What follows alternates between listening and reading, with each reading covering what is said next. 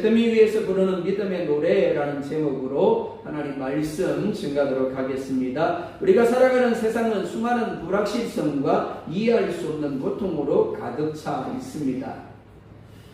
평탄하던 삶에 예고 없이 비극이 찾아옵니다. 평생을 쌓아올린 탑이 하루아침에 무너집니다. 고통스러운 질병이 찾아오고 가장 사랑하는 이들과의 갑작스런 이별이 주어지기도 합니다. 그야말로 인간의 삶은 고통의 연속이라고 해도 과언이 아닙니다. 문제는 이런 고난들이 왜 우리에게 주어지는지, 왜 우리에게 찾아오는지 그 이유를 알 수가 없다라는 겁니다. 자신이 죄를 지어 하나님께 징계를 받는 것이라면 회개하고 자복하면 됩니다. 내 잘못과 실수로 인하여 초래된 결과라면 스스로 책임지며 견디면 됩니다. 하지만 아무리 삶을 돌이켜보고 하나님 앞에서 바르게 살고자 몸부림쳤음에도 불구하고 감당할 수 없는 재앙이 쏟아질 때 깊은 영적 혼란에 빠지게 되어집니다. 그럴 때 최고의 상급서가 바로 욥기입니다. 욥기는 단순히 한 의인이 고난을 받았다가 나중에 갑절의 복을 받았다라는 이야기가 아닙니다. 모든 것을 주관하신 하나님의 주권과 사단과 영적 전쟁터 가운데서 던져진 인간의 신앙의 진수를 보여주는 말씀입니다. 1장에서 모든 재산과 사랑하는 10명의 자녀를 하루아침에 잃은 욥은 그럼에도 불구하고 땅에 엎드려 하나님을 예배했습니다. 사단이 모든 소유를 거두면 하나님을 저주할 것이다 라고 했지만 그 예상을 뒤엎고 믿음을 지켰습니다. 하지만 문제는 시험이 거기서 끝나지 않았다라는 겁니다. 사단은 포기하지 않고 이제 욥의 몸을 공격합니다. 거기에 더하여 평생을 함께 해온 아내의 외면과 충동이 또 욥에게 주어집니다. 이것이 오늘 2장의 배경입니다. 첫 번째 같이 읽습니다. 시작. 1절과 2절 같이 봅니다. 시작. 또 하루는 하나님의 아들들이 와서 여호와 앞에 서고 사탄도 그들 가운데 와서 여호와 앞에 서니 여호와께서 사탄에게 이르시되 내가 어디서 왔느냐. 사탄이 여호와께 대답하되 이르되 땅을 두루돌아 여기저기 다녀왔나이다. 아멘. 또 다른 날의 이전과 마찬가지로 사탄이 여호와 앞에 섭니다. 욥기는 땅으로 시작을 했습니다. 루스 땅에 욥이라는 사람이 있었더라. 그리고 어떻게 해요? 장면이 하늘로 옮겨갔죠. 하루는 이라고 했습니다. 하나님의 아들들, 천사가 하나님과 함께하고 있는데 사단이 하나님 앞에 나왔습니다. 하나님 욥을 자랑하죠. 사단이 비웃습니다. 그래서 욥을 시험하게 했습니다. 그리고 다시 사단이 하나님 앞으로 나아갔습니다. 장면이 다시 하늘로 옮겨진 거죠. 우리의 삶도 마찬가지입니다. 우리가 하루하루를 살아갈 때 분명히 기억해야 될 것이 무엇일까 하면 우리의 삶이 전부가 아니라는 겁니다. 우리가 세상에서 살아갈 때 하늘에서 뭐가 열리고 있다고요? 회의가 열리고 있다는 겁니다. 그리고 그 회의 결과를 가지고 사단이 세상으로 내려옵니다. 인간의 눈으로 보면 욥이 겪은 1차 재앙은 그저 우연히 발생한 것처럼 보이는 것이 사실입니다. 스바 사람이 강도짓을 합니다. 가끔 뉴스에 나오죠. 묻지마 범죄. 지나가는데 갑자기 모르는 사람이 칼로 훅 찔렀습니다. 그거 돈 내라고 강도짓을 하고 갑니다. 그럴 때 사람들은 그래도 재수가 없었다라고 운이 나빴다라고 하늘에서 번개가 떨어졌습니다. 벼락을 받았다라고 이야기를 하죠. 일반적으로. 그리고 강한 바람이 불어서 자녀들이 있던 집에 기둥을 쳐서 집이 무너졌습니다. 그로 인하여 10명의 자녀들이 한순간에 죽었습니다. 사실 우리 주변에서 일상적으로 일어나고 있는 일들입니다. 하지만 욥기는 그 비극적인 사건들이 하늘 회의의 결과임을 말씀을 합니다. 사단이 다시 하나님 앞에 나왔습니다. 하나님이 사단에게 묻습니다. 네가 어디서 왔느냐. 하나님은 이미 사단이 욥을 무참하게 짓밟고 돌아왔다는 것을 알고 있습니다. 욥만이 아닙니다. 세상을 돌아다니면서 못된 짓이라 못된 짓은 다 하고 돌아온 것을 잘 알고 있습니다. 하지만 마치 모르시는 것처럼 묻습니다. 하나님의 물음에 사단은 1장에서처럼 똑같이 땅에 두루돌아 다녀 여기저기 다녀왔습니다라고 대답을 합니다. 우리가 분명히 기억해야 할 사실입니다. 사단은 다시 서고 다시 섭니다. 하나님 앞에 나아갔다가 세상에 나갔다가 하나님 앞에 나아갔다가 세상에 나갔다가. 사단은 정말 부지런합니다. 그리고 집요합니다. 사단은 한 번의 공격으로 멈추지 않습니다. 한 번 시험을 이겨냈다고 해서 사단이 완전히 무기를 내려놓고 퇴각하지 않습니다. 사단은 어제도 오늘도 세상의 마지막 날까지 계속해서 하나님 앞에 나아가 우리를 참소할 겁니다. 아프게 아무게 아프게 아무게. 그리고 땅에 두루 돌아다니면서 사람들을 충동하여 죄를 짓게 만들고 믿음의 사람들을 흔드는 일을 할 겁니다. 우리가 이 땅에서 살아 숨을 쉬고 있는 동안 영적 전투는 쉼이 없습니다. 우리가 그럼에도 불구하고 예배의 자리를 지켜야 되고 기도의 자리를 지켜야 되고 말씀을 묵상하며 말씀으로 무장해야 되는 이유가 여기 있습니다. 지금도 사단이 하나님 앞에서 믿음의 사람들을 참소하며 두루 돌아다니면서 삼킬자를 찾고 있기 때문입니다. 그리고 그 바로 대상이 내가 될 수 있기 때문입니다. 하나님이 사단에게 다시 말씀합니다. 3절 함께 봅니다. 여호와께서 사단에게 이르시되 네가 내 종 욥을 주의하여 보았느냐. 그와 같이 온전하고 정직하여 하나님을 경외하며 악에서 떠난 자가 세상에 없느니라. 네가 나를 충동하여 까닭없이 그를 치게 하였어도 그가 여전히 자기의 온전함을 굳게 지켰느니라. 아멘. 1장에서 우리가 살펴본 대로 하나님이 사단으로 하여금 욥을 시험하도록 허락을 하셨습니다. 왜냐하면 욥이 가진 믿음이 어떤 믿음인가를 잘 알고 계셨기 때문입니다. 욥의 믿음은 사단이 말한 대로 조건적인 믿음, 복을 주시고 평안하게 하시고 형통하게 하시기 때문에 믿음이 아니었습니다. 그럼에도 불구하고의 믿음이었죠. 그러니까 사단이 시험할지라도 얼마든지 욥이 믿음으로 그 시험을 이길 것을 아셨습니다. 욥은 모든 재산을 한순간에 잃었습니다. 사랑하는 7 아들과 13명의 딸을 한순간에 잃었습니다. 그로 인하여 비통해하며 크게 슬퍼하였습니다. 하지만 그렇다고 사단의 말처럼 하나님을 원망하고 욕하지는 않았습니다. 도리어 주신 분이 여호와시니까 그도와 가시는 것도 당연하다라고 고백을 했습니다. 그리고 여호와 하나님을 예배하며 찬송했습니다. 즉 믿음이 조건이나 상황에 따라 변하는 것이 아니라 슬픔과 잃어버림 중에서도 얼마든지 예배할 수 있고 찬송할 수 있는 것이 믿음임을 보여주었습니다. 하나님은 사단에게 큰 소리를 칩니다. 봐라, 네가 까닭없이 그를 치게 하였어도 그가 여전히 자기의 온전함을 굳게 지켰느니라. 욥이 겪은 1차 재앙은 욥의 범죄함에 대한 징벌이 아니었습니다. 많은 사람들이 어떤 사람이 고난을 당할 때 쉽게 결론을 내립니다. 죄를 범했구나, 범죄함 때문에 하나님이 치시는구나. 한국 문화는 더더욱 그런 것 같아요. 불교 문화가 익숙해져 있었어요. 하나님이 치신다라는 말을 쉽게 하면 안 됩니다. 쉽게 단정하면 안 됩니다. 욥이 왜 고난을 겪었다고요? 하나님이 분명히 말씀합니다.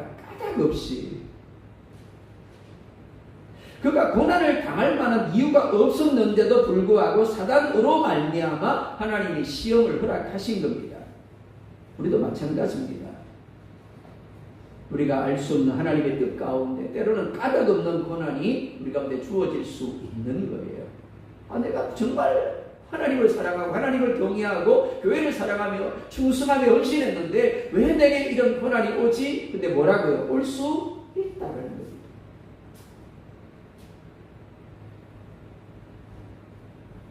하지만 그 고난이 비록 힘들고 고통스러워도 우리의 신앙을 정금같이 단련시키는 거룩한 도구가 될 수 있는 거예요. 욥은 이유를 알 수 없는 재앙 속에서도 하나님을 향한 순전한 믿음을 버리지 않았습니다. 지금 여러분의 삶에 이유를 다 알 수 없는 고난이나 답답한 상황이 있습니까? 하나님이 사단 앞에서 네가 내 종을 보았느냐, 이 시련 속에서도 그가 나를 온전히 신뢰하는구나라고 자랑할 수 있을 만큼 신앙의 온전함을 얻을 수 있기를 원합니다. 두 번째 같이 봅니다. 시작. 4절과 5절 함께 봅니다. 사단이 여호와께 대답하여 이르되 가죽으로 가죽을 바꾸오니 사람이 그의 모든 소유물로 자기의 생명을 바꾸올지라. 이제 주의 손을 펴서 그의 뼈와 살을 치소서. 그리하시며 틀림없이 주를 향하여 욕하지 않겠나이까. 아멘. 사단은 1차 시험에서 자신이 틀렸음을 확인했습니다. 하지만 여전히 그는 자신이 틀렸다라는 것을 인정하려고 하지 않습니다. 더 나아가서 뭐라고요? 가죽으로 가죽을 바꾸니 사람이 그의 모든 소유물로 자기의 생명을 바꾸겠습니까? 라고 이야기를 합니다. 이는 첫째, 인간은 자기 생명, 자기 몸만 안전할 수 있다면 자식이나 재산점은 얼마든지 대가로 지불할 수 있는 존재라는 뜻입니다. 사단은 욥이 자녀와 재산을 잃고도 하나님을 욕하지 않은 이유는 하나님을 사랑해서가 아니라 아직 자신의 몸, 자신의 생명은 무사하기 때문이다 라고 이야기하고 있는 겁니다. 둘째, 내 부비에 상처가 나는 것을 막기 위하여 남의 가죽을 방패 마귀로 삼듯 욥이 자녀들의 죽음 앞에서도 무덤덤할 수 있었던 것은 정작 자기 몸에 피 한 방울 묻지 않았기 때문이라는 겁니다. 그 몸은 멀쩡했기 때문이라는 겁니다. 즉 인간이 이기주의를 지금 이야기하고 있는 겁니다. 그러면서 이제 주의 손을 펴서 그의 뼈와 살을 치십시오. 그리하면 틀림없이 주를 향하여 욕할 겁니다. 라고 이야기합니다. 1차 시험에서 사단이 건드렸던 것은 욥의 외부적인 환경이었습니다. 재산을 건드렸죠. 종을 건드렸습니다. 그의 아들과 딸을 건드렸습니다.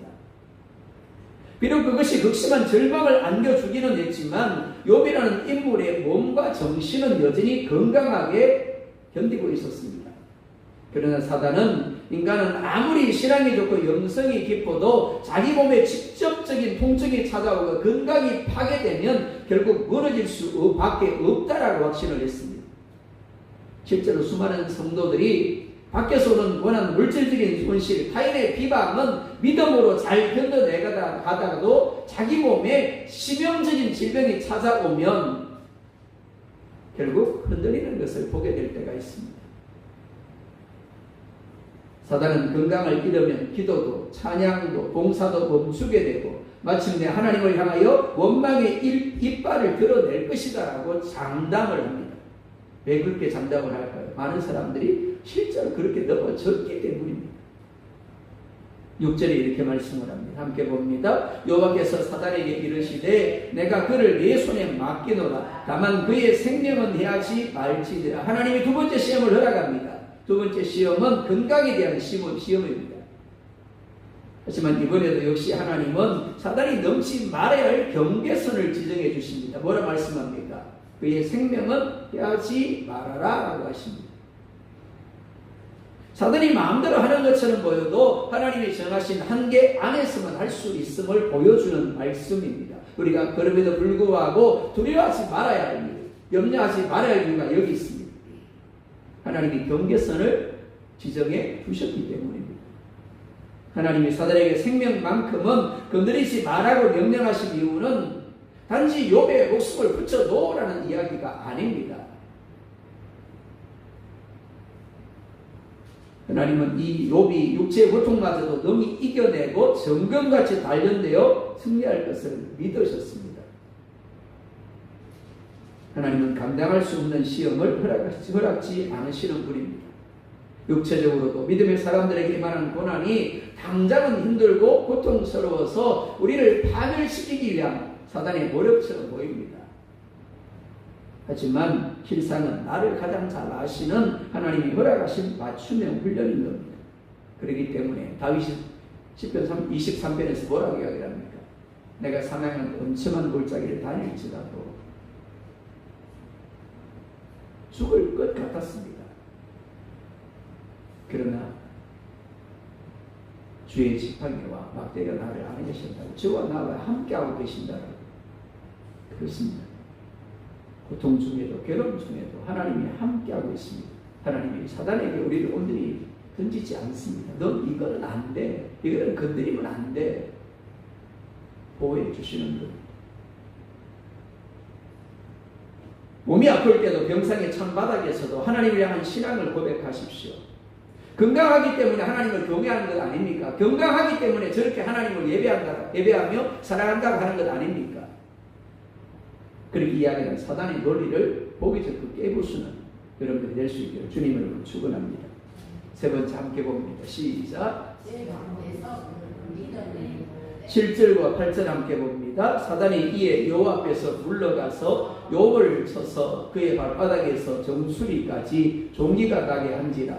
욥이 제 가운데 앉아서 질그릇 조각을 가져다가 몸을 긁고 있더니 사단이 즉시로 또 땅으로 내려갑니다. 욥을 칩니다. 발바닥에서부터 정수리까지 악한 종기가 나게 했다라고 말씀을 합니다. 요즘은 종기가 잘 없죠. 옛날에 종기가 참 많았던 것 같습니다. 그렇죠? 근데 번역을 하다 보니까 종기로 번역을 한 것 같아요. 주석가들을 보면 어떤 분은 나병으로 번역을 하기도 합니다. 심한 피부병으로 번역을 하기도 하고요. 그러니까 한글 성경으로는 악한 종기로 번역을 했지만 단순한 피부 트러블이나 일시적인 가려움증이 아닙니다. 인간이 경험할 수 있는 가장 비참하고 고통스러운 육체적 질병 중 하나임을 이야기하고 있는 거예요. 살이 썩어 들어갑니다.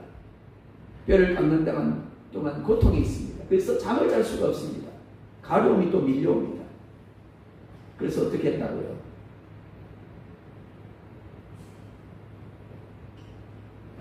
그릇 깨진 것 가지고 몸을 긁습니다. 우리 식으로 하면 사기 그릇 조각입니다.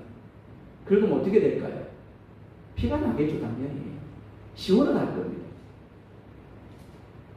그러다 보니까 피가 나고 그 피가 흐르면서 염증과 피와 그리고 혈기 엉켜 붙어가지고 구더기가 생깁니다. 피부가 검게 변하고 허물이 벗겨집니다. 얼굴이 일그러지고 친구들이 멀리서 이걸 알아보지 못할 정도가 되어졌다라고 합니다. 뿐만이 아닙니다. 숨이 막히고 환각과 악몽에 시달리고 깊은 우울과 불면의 밤을 지새워만 했습니다.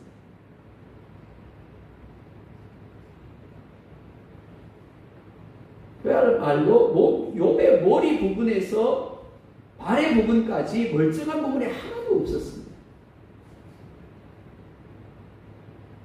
그런 욥이 택한 장소는 다름 아닌 제 가운데입니다.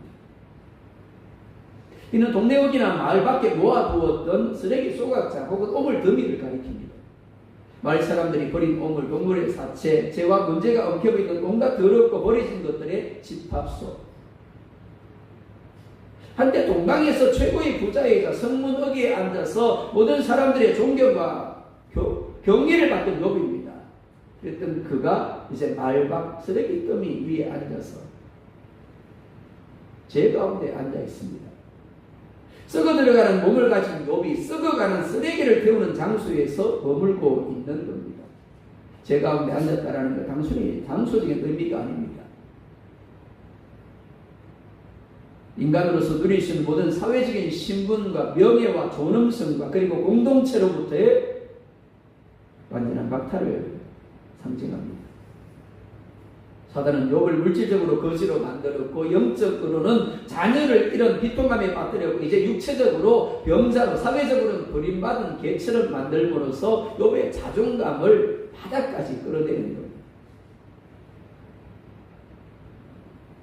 가장 낮은 자리에서 가장 처절하고 가장 비참한 몰골을 하고 있는 겁니다. 사람 여러분 같은 이런 상황에서 어떻게 반응을 했겠습니까? 사는 것이 사는 게 아닙니다.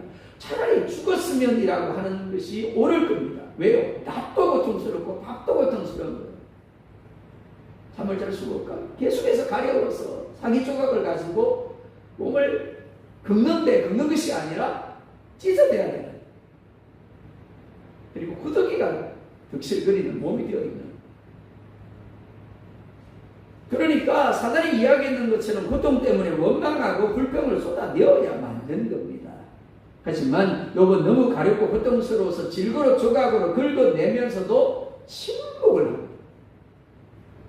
이것이 참 신앙입니다. 잘 되었을 때, 높은 자리에 있을 때 입을 열어 여호와의 은혜를 고백하고 그 이름을 찬송하는 것이 참 보배롭습니다. 하지만 이보다 더 보배로운 것은 여호와 하나님이 내 삶을 쓰레기 더미 같은 잿더미 위에 앉혀 놓으셨을 때도 여전히 입술을 지키고 하나님을 향한 신뢰를 거두지 않는 거예요. 사단의 기대처럼 믿음을 내던지고 원망을 쏟아내어야 마땅한 자리에서 침묵으로 하나님의 신실함을 붙드는 겁니다. 사단은 질병을 통하여 우리를 하나님에게서 멀어지게 만들려고 합니다. 이렇게 하면 그가 예배 안 할 거야. 그가 이렇게 하면 기도 안 할 거야. 그가 이렇게 하면 봉사 안 할 거야. 그가 이렇게 하면 하나님을 신뢰하지 않을 거야. 사단은 그런 예상을 가지고 우리의 몸을 칩니다. 하지만 우리가 기억해야 할 것은 비록 육신의 질병이 우리를 힘들게 하고 고통스럽게 할지라도 여전히 우리는 하나님이 자기 아들을 내어주시면서까지 구원하시고 사랑하시는 자녀라는 겁니다. 무엇보다 예수님이 우리를 구원하기 위하여 먼저 잿더미 위에 앉으셨습니다. 그렇기 때문에 주님을 바라보십시오. 그리고 여러분의 믿음이 질병 때문에 흔들리는 믿음이 아님을 나타내시기 바랍니다. 그래서 능히 여러분을 시험하는 사단을 이기는 여러분이 될 수 있기를 주님으로 축원합니다. 9절과 10절에 이렇게 말씀을 합니다. 또 함께 봅니다. 그의 아내가 그에게 이르되 당신이 그래도 자기의 온전함을 굳게 지키느냐 하나님을 욕하고 죽어라. 그가 이르되 그대의 말이 한 어리석은 여자의 말 같도다. 우리가 하나님께 복을 받았은즉 화도받지 아니하겠느냐 하고 이 모든 일에 욥이 입술로 범죄하지 아니하니라. 욥의 아내가 욥을 찾아옵니다. 그리고 뭐라고 이야기를 합니까? 그래도 자기의 온전함을 굳게 지키느냐 하나님을 욕하고 뭐라고 하라고요? 죽으라 라고 합니다. 욕하다라는 말 이중적인 의미를 가지고 있습니다. 부정으로는 저주하다이지만 긍정으로는 축복하다 찬양하다입니다. 사실 사단이 시험한 사람은 욥이죠. 근데 문제가 뭐라고요? 그 시험이 욥에게만 한정되는 시험이 아니었다라는 겁니다. 욥의 아내 역시 욥의 아내라는 이유만으로 시험의 대상이 되어야만 했습니다. 어제까지만 해도 최고의 부자의 아내로 살았습니다. 모든 것에 있어 부족함이 없었죠. 근데 하루순간에 어떻게 해요? 거지 아내가 되어버렸습니다. 한순간에 7명의 아들과 3명의 딸을 잃어버렸어요. 뿐만이 아닙니다. 남편은 몸에 온갖 종기가 나가지고는 잿더미에 가서 피투성이가 되어가지고는 구더기가 득실거리는 몸으로 자기 쪽하고 몸을 긁고 있는 겁니다. 여러분이 욥의 아내라면 마음이 어떻겠습니까? 우리 경상도 신부라면 그야말로 미치고 한장하는 겁니다.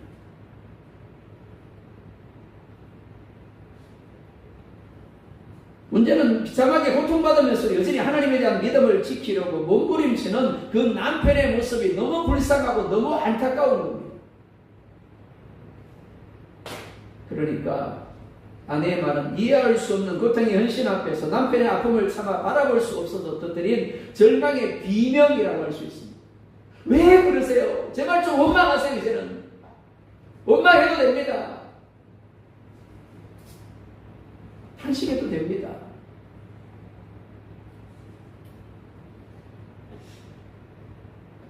하지만 욥은 우리가 하나님께 복을 받았은즉 화도받지 않겠느냐라고 합니다. 사단은 욥의 뼈와 살을 치면 틀림없이 주를 향하여 욕할 것이라고 하나님 앞에 소원장담했습니다. 하지만 욥은 아내의 말에도 불신의 말, 부정의 말을 하지 않습니다. 사단은 욥의 피부를 찢을 수는 있었지만 욥의 입술에서 하나님을 향한 경외함을 뺏어가지는 못했습니다. 가장 가까운 아내조차 절망을 이야기할 때, 탄식을 이야기할 때 그럼 오히려 주신 분이 하나님이고 복을 주신 분이 하나님이고 그렇기 때문에 거두어가셔도 화를 주셔도 할 말이 없다라고 이야기합니다. 이전과 마찬가지로 동일하게 하나님의 주권을 고백합니다. 말하기는 이 욥처럼 우리의 삶에 어떤 비바람이 불어올지라도 혹 육신의 질병이 우리를 힘들게 하고 고통스럽게 할지라도 여전히 하나님을 신뢰하는 믿음을 지킬 수 있기를 원합니다. 그래서 입술로 범죄하지 않는 네가 그래도 신실하게 믿음의 온전함을 지키지 않는 하나님이 말씀하시고 그런 저가 될 수 있기를 예수님의 이름으로 축복합니다.